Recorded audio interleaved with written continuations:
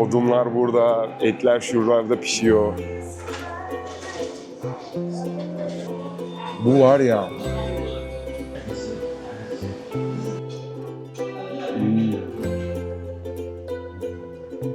Sabahın köründe herkes sıra girdi. Çok şaşırdım et yemek için. Şu etin güzelliğine bakar mısın ya? Yeni bir videodan herkese merhabalar arkadaşlar. Kanalıma hoş geldiniz. Bugün sıradan bir yemek videosu çekmiyoruz size. 5 farklı lokasyona gidiyoruz. Nemi deniyoruz, brisket deniyoruz, sausage deniyoruz ve brisket'ten önce buranın kralı olan shoulder cloth deniyoruz. Nerede miyiz? Barbekünün Central Texas'ta doğduğu yerde Lockhart, Texas'tayız.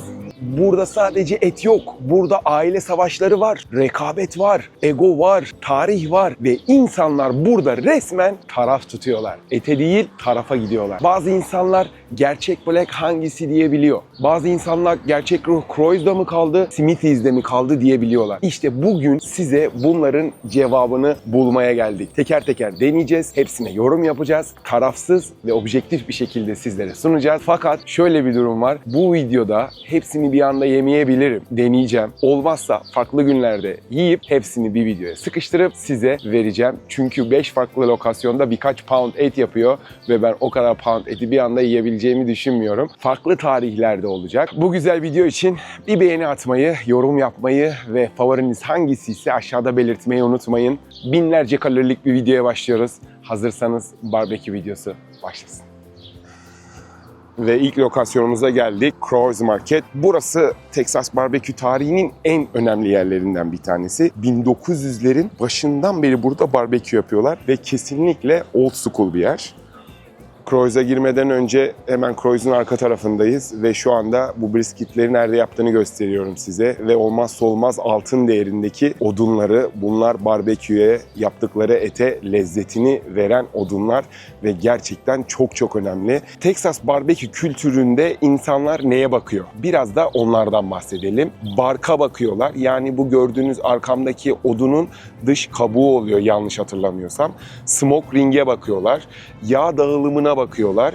Et juicy mi değil mi ona bakıyorlar. Yani kupkuru olmaması gerekiyor.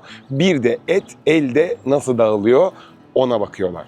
Burada biraz resmen analiz ediyorlar diyebilirim eti. Bir de sosuşta çok önemli bir şey var. Birazdan sosisle deneyeceğiz. İlk ısırıkta biraz etin dışında o kıtırtı sesinin gelmesi. İşte bunlar varsa buradaki insanlar buna brisket ya da sausage diyorlar. Güzel et diyorlar ve lezzetle tüketiyorlar.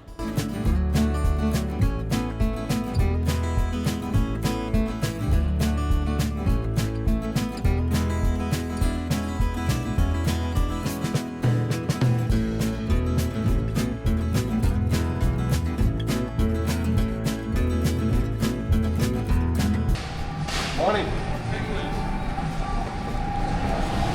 And can I get a sausage as well? Regular jalapeno, 921. Original one. Yeah, yeah. 921.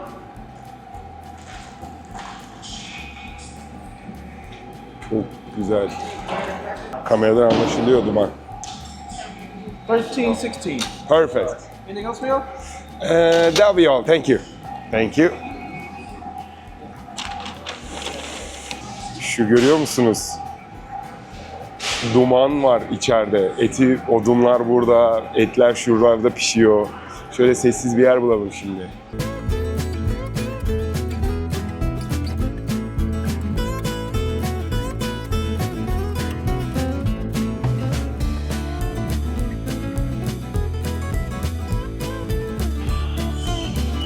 Burada da side dish'ler var.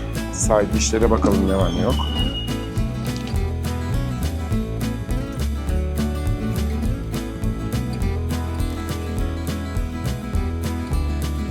Şimdi Kim Hanım et yemediği için bunlardan yiyecek.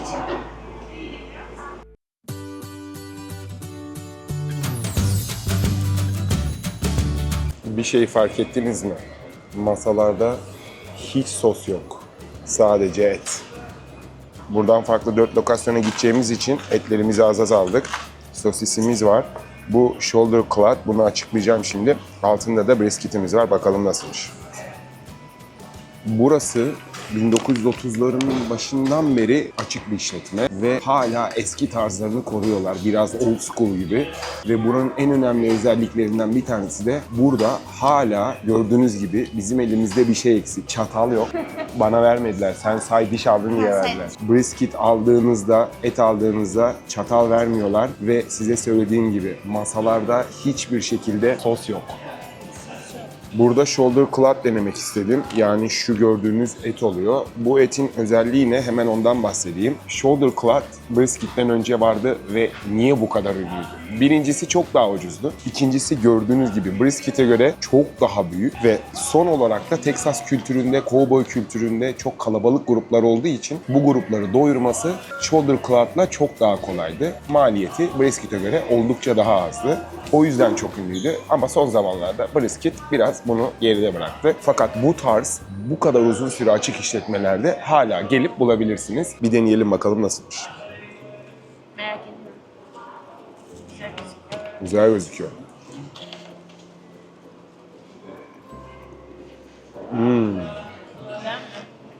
Çok güzel. Ben eti kesinlikle sossuz tüketeceğim. O kadar güzel ki ben bunu biraz kuru olur zannettim ama böyle bakın ıslak. Çok güzel ya. Hı-hı. Gerçekten harika. Şimdi brisket'in tadına bakalım. Brisket'i inanılmaz juicy. Böyle hafif böyle. Nasıl juicy nasıl oluyor? Islak mı? Sulu. Sulu. Evet, sulu. Hiç bilmiyorum.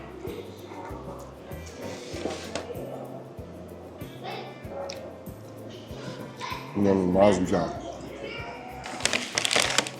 Dışı güzel. Dışı. Şimdi 4 lokasyona daha gideceğiz. O yüzden çok fazla et tüketemiyorum. Az yiyeceğim. Her gittiğim yerden quarter pound brisketle sosis alacağım. Bu shoulder cloud'u burada denemek istedim. Çeyrek. Çeyrek.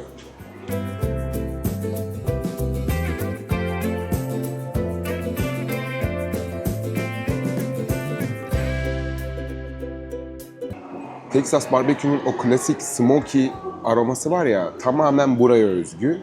Farklı bir odundan kaynaklanıyor. Mesela Memphis'te farklı, Carolina'da farklı ama Texas'ın imzası çoğunlukla post oak oluyor. O yüzden gerçek Texas Barbecue'nun tadı büyük oranda o odundan geliyor. Şimdi sosisi deniyoruz, bakıyoruz. Gerçekten söylediğim gibi o ilk ısırıktaki kıtırlık geliyor mu?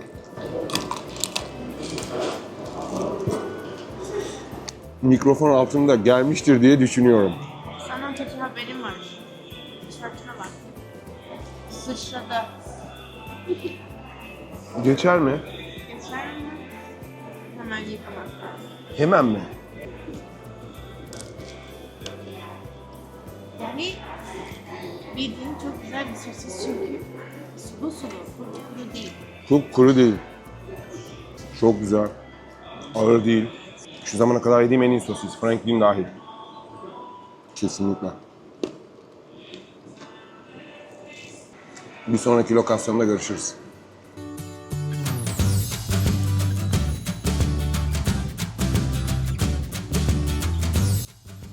İkinci lokasyonumuza geldik. Smitty's Market. Birincisi Croy's Market'ti. İkincisi Smitty's Market. Ve burada işler işte birazcık değişiyor. Bu gördüğünüz Smitty's Market aslında bir Croy's Market. Yani ilk olarak Croy's işletmesi altındaydı. Ve aile içinde tartışmalar yaşanıyor, sorunlar oluyor. Yıllar sonra Croy's Market başka bir lokasyona taşınıyor. Ve buranın adı Smitty's olarak değişiyor. İnsanlar hala bugün şunu söylüyor. Gerçek ruh Smitty's'de fakat legacy Croy's'da. Burası inanılmaz bir Old Texas hissi veriyor. İçeri girdiğinizde sanki zaman tünelinden geçmiş gibisiniz.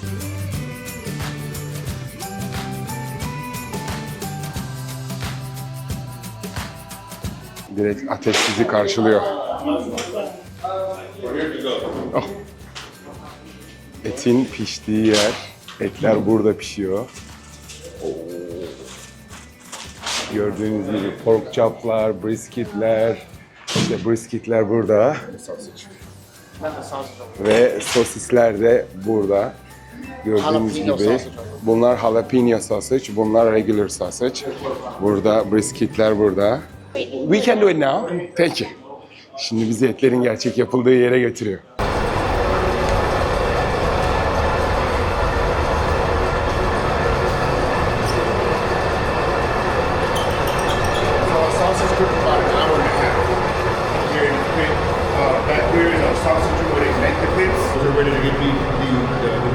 to the pit.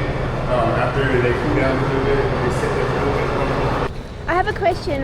What is post oak? What is post? What is post oak? It's just a tree that we use down here south that makes it just seasons, not seasons, but it kind of like the smoke. It has its own seasoning. So what it does, it just kind of smokes the marks it, it smokes it. When you slice the brisket, it leaves that one That line. piece of that line. Yeah, yeah. And on the sausage, it does the same thing. It just smokes it all up. Okay. So he cooks them through the night. Like before the day's over, he'll start another batch of briskets and shoulders. Him and his brother Harold, that one's in the back with the black shirt. Yeah. They're pit masters, so they come out there overnight, back and forth to watching the meat and everything. I come through here sometimes to kind of just keep an eye, walk around with the flashlight and make sure ain't nobody back here. I mean, we ain't had nobody do it yet, but I hope not. I leave it in God's hands. It never happens because that comes out of our pockets or check. Yeah. So I mean, I just keep this place in prayer, and God is good, you know. Yes. So I mean, How many hours does it take? I believe I heard him say 12. 12. 12 or less. Okay. And it depends on the weather. Oh. If it's cold, It Takes longer. I mean, it's hot, real quick.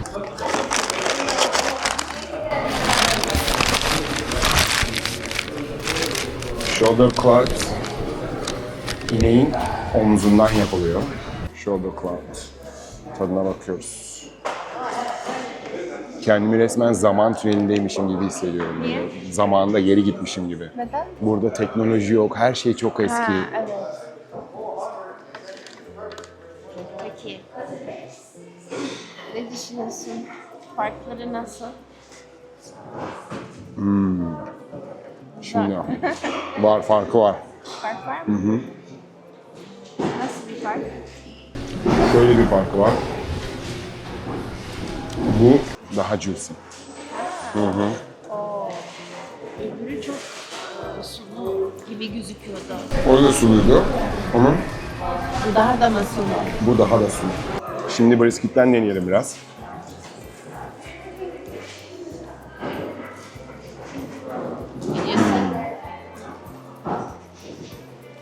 Ben hep Austin'de barbekü yediğimi zannediyordum.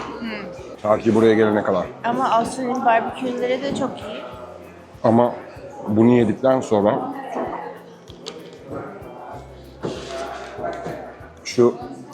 şunu göstermek istiyorum ya. Şu var ya, bakın mesela bu dışarıdan baktığın zaman ne bileyim et yanmış gibi gözüküyor değil mi? Ama Bak, çok lezzetli. Sana bir söyleyeyim mi? Bu o kadar lezzetli ki. Şu var ya, yani mesela eti hiç yemeyeyim, sadece şurayı yiyeyim ya. Kıtır kıtır. Öyle bir smoke, böyle bir tütsülenmiş kokusu var ki. İnanılmaz ya. Sosis deneyelim.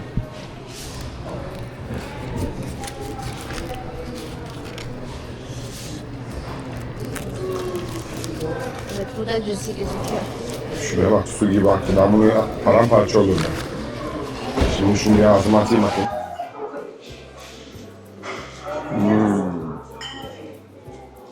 Ya bunu keşke başkası da yese söylese ya. Ben tek taraflı görmekten şey yapmak istemiyorum. Peki sence yani ilk aklına gelen ne?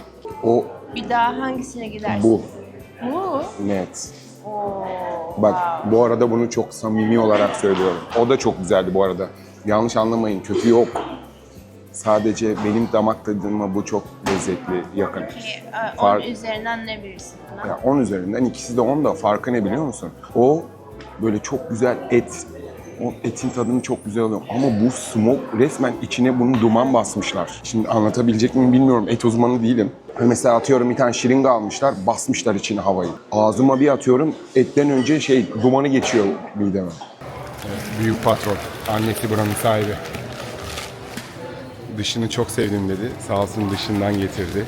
Come on, let you try that. Yeah, That's you gonna be didn't the eat it. end cut of the brisket. That's gonna be the fatty. Oh. And that's just gonna be like the end of the lean part. And this is Miss Nina. Hi. This is James's mom. Oh, it's very nice to meet you. He was mentioning how the outside was so delicious. Amazing. Yes. You could just eat the outside. Yeah. Şöyle görüyorsunuz. Şöyle. Dışı bu şekilde size söylediğim gibi. Şimdi bana getirdiler sağ olsunlar. Buranın sahibinin kızıyla oğluyla da tanıştım. Şöyle.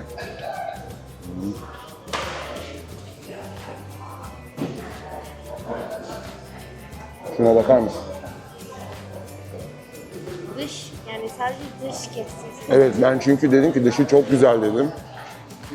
Dışını getirdi ve inanılmaz, o kadar güzel ki.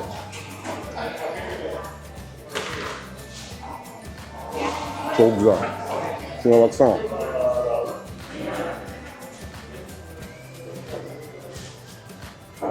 Bunu böyle al. Ciklet gibi ya. Bir sonraki lokasyonda görüşürüz. Hadi bakalım. Son bir şey daha söylemek istiyorum diğer lokasyona gitmeden önce. Yediğim 2 et de çok güzeldi. Kötüsü iyisi yok. Sadece benim damak tadıma gerçekten hitap ettiği için söylüyorum. Diğer lokasyonlara da gideceğiz. Oraları da göreceğiz. Hadi bakalım. Güzel bir video oluyor. Nasıl etleri yiyeceğiz ben de merak ediyorum.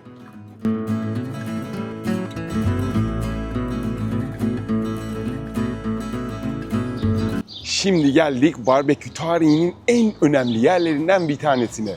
The Original Black's Barbecue. Buranın en büyük olayı şu. 1932'den beri aynı aile, aynı işletme tarafından işletiliyor olması. Teksas'ta bu inanılmaz büyük bir legacy olarak geçiyor. Gerçekten bir hazine ve birçok Teksaslı için burası sadece bir restoran değil. Texas Barbecue'nun temel taşlarından birisi. Şimdi haydi gelin içeriye girelim ve barbekünün tadına birlikte bakalım.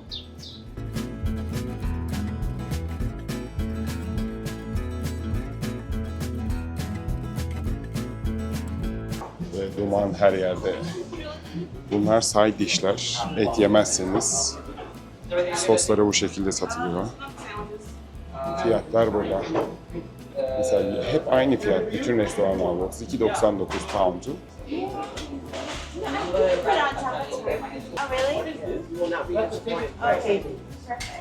Side dish yiyor Kim Hanım. Bize bir şeyler gösterecek şimdi. Burada da misafirperver karşılandık ve gidiyoruz. Hadi bakalım. Ve etler burada oluyor şu anda. Smokelanıyor. Şöyle. Brisketler buraya atılıyor. Ve burada smoke kalıyor. İşte sosisler burada. Sosisler burada. Brisketler burada. Smoke tadını hiç kaybetmiyor. Wow. Thank you very very much. Texas misafirperverliği çok başka bir seviye. Hadi bakalım. Etimizi alalım. Hi, how are you? Can I get a quarter brisket and sausage please? Original jalapeno. Original. Sosis ve brisket aldık. Thank you. Quarter pound brisket, original.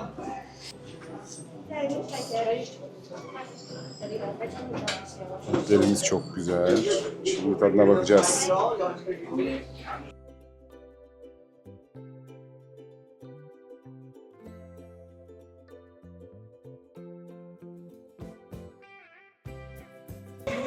Diğer gittiğimiz mekanlardan farklı olarak burada güzel bir orijinal sosu var ve tuzu, karabiberi var. Şimdi ben eti deneyeceğim. Bir de diğer yerlerde shoulder club denedim. Çünkü şu sebepten dolayı benim üyem bana Krause'da kesinlikle dene dedi. Sivilis'te de beni o kadar misafirperver karşılayınca kıramadım, denemek istedim. Ve ayrıca biz sadece videoda sosis ve brisket deneyeceğiz. Shoulder club başka bir video olacak. Çünkü Lockhart'tan çok daha fazla videolar geliyor. Şimdi etimizin tadına bakalım. Sosisimiz güzel, dışı tam istediğimiz gibi gözüküyor. Şöyle. Daha çatalı batırı batırmaz takırt kuturt o sesler gelmeye başladı. Brisketimiz de çok güzel, ıslak, juicy. Ve burada Kim Hanım da fark etti hemen sos olduğunu. Şimdi bakıyoruz tadına.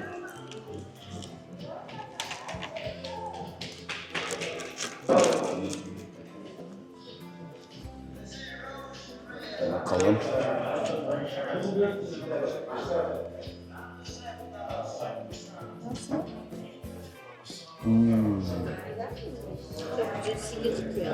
Çok güzel.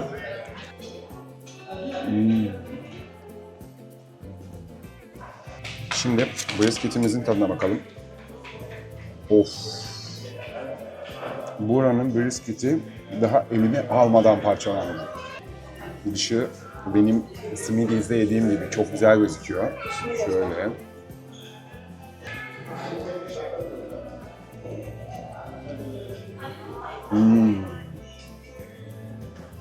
Şunu söylemek istiyorum.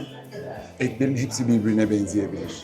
Videonun sonunda bahsedeceğim ama hepsinin kendine özgü bir tadı var. Yani aşkım o kadar enteresan ki hepsi farklı farklı şeyler var içinde. Sosisinin çok farklı bir tadı var diğer yediğim iki sosa göre. Brisketi gerçekten çok juicy olmuş. Şimdi bize afiyet olsun. Yemeğimizi bitiriyoruz ve bir sonraki lokasyonda görüşüyoruz. Hoşça kalın.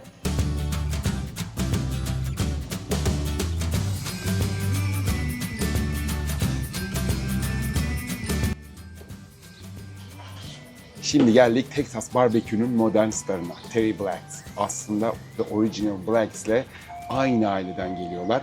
Fakat burası kurulduktan sonra 1932 yılından sonra aile arasında tartışmalar yaşanıyor. Ve bir aile üyesi diyor ki buranın biraz daha modern olması lazım. Ve kendini The Original Blacks'ten ayırıyor ve Terry Blacks'i kuruyor. Ve bazı Teksaslılar hala şu soruyu soruyor. Gerçek Blacks hangisi? Ama burada olay sadece rekabet değil, et de değil, billboard savaşları, aile savaşları, egolar, ne ararsanız var. Göreceksiniz şimdi one and only yazıyor, sadece orijinal yazıyor, birbirlerine billboardlarda laf atıyorlar. Yani aralarındaki sürtüşme hala bugüne kadar devam ediyor. Ve burada insanlar bazen brisketi seçmiyorlar, tamamen taraf seçiyorlar. Birçok insan hayatındaki en iyi brisketi burada yediğini söylüyor ama benim daha önce bir tecrübem oldu. Onun hakkında yorum yapmayacağım. Şimdi gidiyoruz, deneyeceğiz ve esas yorumumu şimdi yapacağım. Haydi bakalım.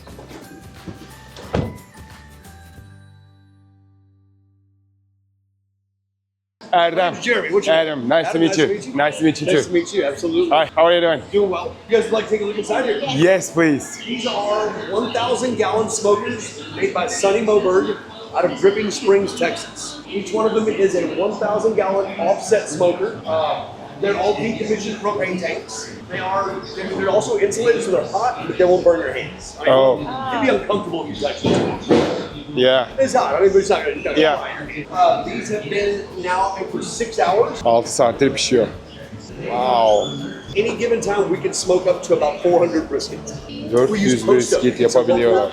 Yes. We have 6,000 gallons in here. We have another 4,000 gallons of smokers out back. 6000 galon burada var, 4000 arkada. That's the biggest smokehouse. I don't know one in the world that has 10,000 gallons. Like anywhere. Yeah, so 10,000 gallons is a monster smoke tank. I never heard it as well. We wrap them up real tight in this butcher paper, and then we put them back in for another 2 hours. Oh, We okay. start them off at 225, and we progressively bring it up to about 300, 315. Wow, that's nice. It's really nice here. Kansas City's going to have more sauce driven. You're going to have more pork out of Tennessee, but here it's all about the beef brisket. Everything here is smoked. We do have good sauces, but we don't. I'm not going to put it on my barbecue. That's not happening. So, eat with us. absolutely, absolutely. And also wood makes the difference. Yes, it does. It does.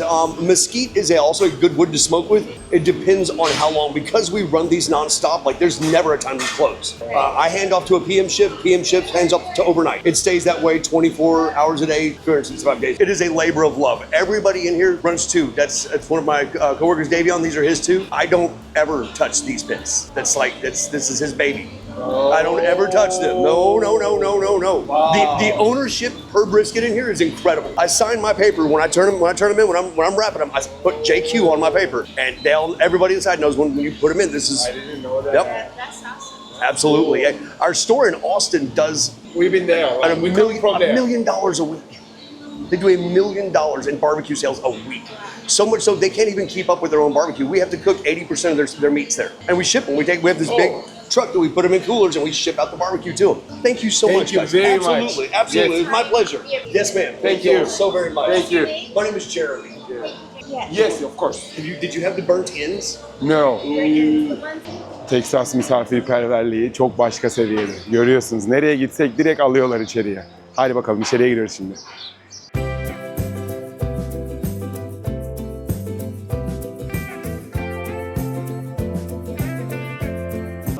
Evet, burasının içi daha modern.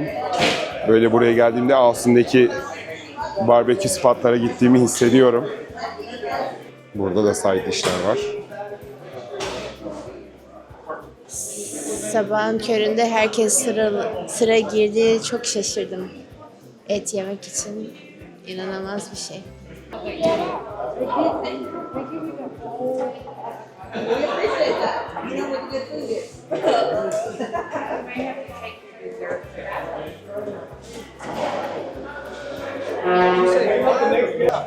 Can I get burned ends brisket, quarter pound, and then sausage, please? Thank you. You said just a quarter pound? Yeah, no, you can put it all. It's fine. I'll take home. And then are y'all dining in or are we taking it to go?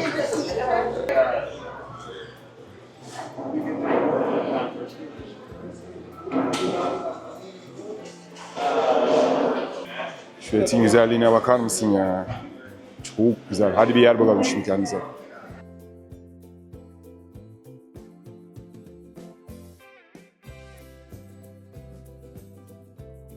Şimdi burada şöyle bir şey söyleyeceğim. Görüntü anlamında bu biraz daha farklı diğerlerinden. Bu acayip juicy gözüküyor. Sosis de öyle. Jalapeno sosis denemeyecektim ama adam o kadar övdü ki. Evet, jalapeno sosisi çok övdü Servi. O yüzden jalapeno sosis deneyeceğiz şimdi. Mesela burada insanlar hayatlarındaki en güzel brisketi yediğini söylüyorlar. Videoda da söylemiştim daha önce. Sebebi de şeymiş, çok juicy'ymiş ve buttery hissediyorlarmış. İnternette okuduğum yorumlara göre. Şimdi deneyeceğiz bakalım. Sos yok, sossuz. Biz brisketimizi sossuz yeriz. Bir de yanmış kenar aldım ben sadece. Bundan sonra full yanmış kenarcıyım ben.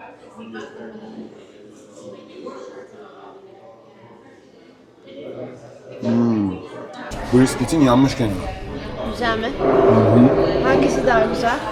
Bir tane daha deneyeceğiz. Ondan sonra yorum yapacağız. Smokiness nasıl? Tütsü. O dış yanmış şey var ya, çok güzel, o tütsüyü alıyorum böyle. O kadar güzel geliyor ki, bir de tütsünün altında böyle bir yağ parçası var, tamam mı? O öyle bir lezzet veriyor ki. Ben normalde çok fazla böyle ette yağ sevmem. Ama bu inanılmaz güzel bir lezzet vermiş ete. Mükemmel olmuş. Gerçekten çok güzel. Şimdi şöyle ilginç bir detay var. Telerex Austin'e bir lokasyon açıyor. Benim onu açtıktan sonra bir patlıyor. Houston, Dallas, Austin her yere yayılıyor ve şu anda çok ünlü marka bilinirliği olarak diğer yerlere göre. Kraus, Smitty's, The Original Black. Original Black ise herkes biliyor zaten. Fakat bunların içinde, gezdiğimiz 4 lokasyon içinde en ünlüsü Cherry Black. Sosyal medyada çığır açmış durumda. Austin Downtown'daki lokasyonuna gelirseniz inanılmaz. Her gün sıra var. Hafta sonu zaten bekleyeceksiniz, mecbursunuz. Turistler geliyor, lokaller geliyor, countryside'den insanlar geliyor. Ve adamın söylediği gibi oradaki yediğiniz brisketlerin %80'i buradan oraya gönderiliyor. Zaten arabayla 35-40 dakika falan sürüyor o yere. Şimdi bir de sosisini deniyorum. Çok güzel yani.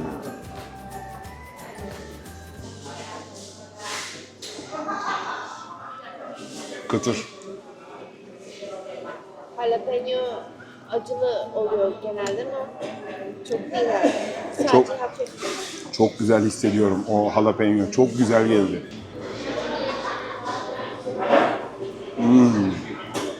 Biz bunu yemeye devam ediyoruz. Bize afiyet olsun. Bir lokasyonumuz daha kaldı. Çok enteresan bir lokasyon. Orayı da denedikten sonra artık oturup bir konuşacağız. Ama şunu sakın yanlış anlamayın. Bakın, kötü değil. Sadece benim damak tadıma nasıl uyuyor onu söyleyeceğiz, paylaşacağız. Onda kötü bir şey yok değil mi? Tabii ki. O yüzden güzel bir yorum yapacağız videonun sonunda. Afiyet olsun.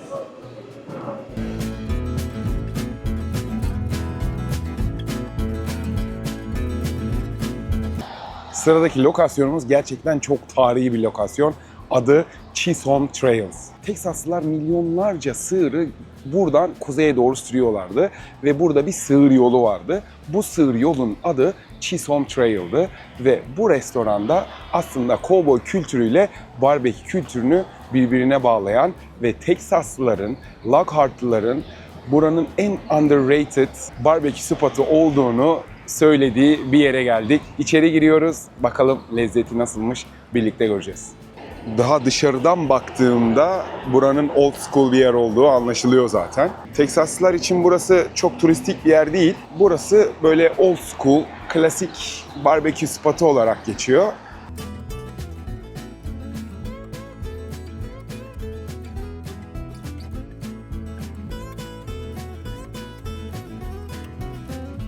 Şu dumandan buranın old school olduğu anlaşılıyor. İçerisi bu şekilde. İşte size bahsettiğim o sığır yolu. Cattle Road. Can I have sausage and brisket please? Yeah, quarter brisket and sausage will be great. What kind of brisket and sausage? Yes.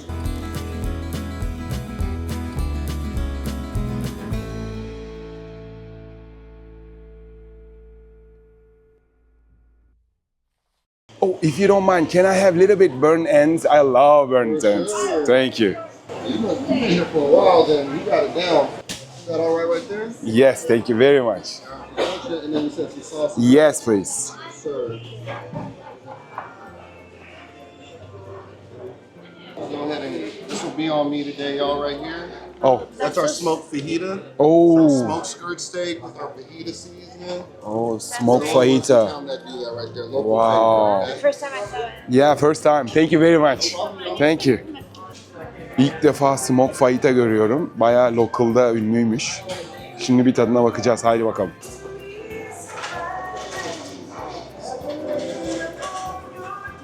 Adam dedi ki bu smoked fajita bizim signature'larımızdan bir tanesi. Ve şimdi tadına bakacağız. Çatal yok. Etle gidiyoruz. Ben önce brisket'in tadına bakmak istiyorum. Burn and brisket.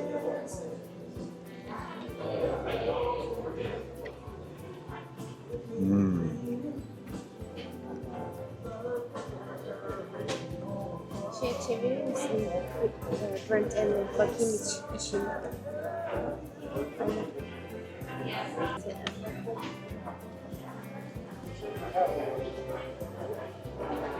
Çok juicy, çok yumuşak gözüküyor.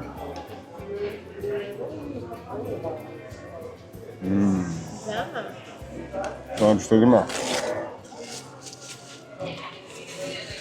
Çok güzel. Aşkım şunu tekrar söylemek istiyorum. Var ya bak biz şımarıklık yapıp sıralama yapıyoruz da sıralama yapmayacağım. Sadece teker teker açıklayacağım. Bence de farklarını anlatabilirsin. Evet. İçini gösterir misin? Yani tam smoke olarak gözüküyor çünkü içi, yanı. Evet. Bu fajita seti. Çok içi pişmeyi gözüküyor. Sana bir şey söyleyeyim mi? Bu var ya İnanılmaz bir şey. Çünkü normalde fajita ne biliyorsun değil mi? Kızartıyor. Öldürüyorlar eti. Hı hı. Bu smoke olduğu için yavaş yavaş pişiriyor. Hani şey. Şimdi bir sosisin tadına bakalım. İstersen Şöyle. Çok güzel.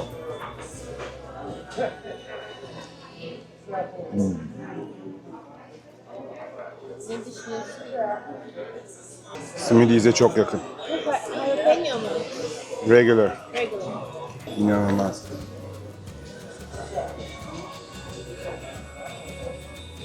Şimdiye kadar yediğin en juicy sosis hangisi? Sausage. Buradan çıktıktan sonra söyleyeceğim. Tamam. Şimdi bize afiyet olsun. Bunu bitiriyorum. Hemen sonrasında bir değerlendirme yapacağım. Sıralama yapmak imkansız çünkü Haksızlık olur. çok haksızlık olur. Sıralama kesinlikle yapamaz. Şımarıklık olur. Şımarıklık değil, çok bu yapılan emeğe saygısızlık olur. Bence de. Evet. Hadi bakalım 2 dakika sonra görüşürüz.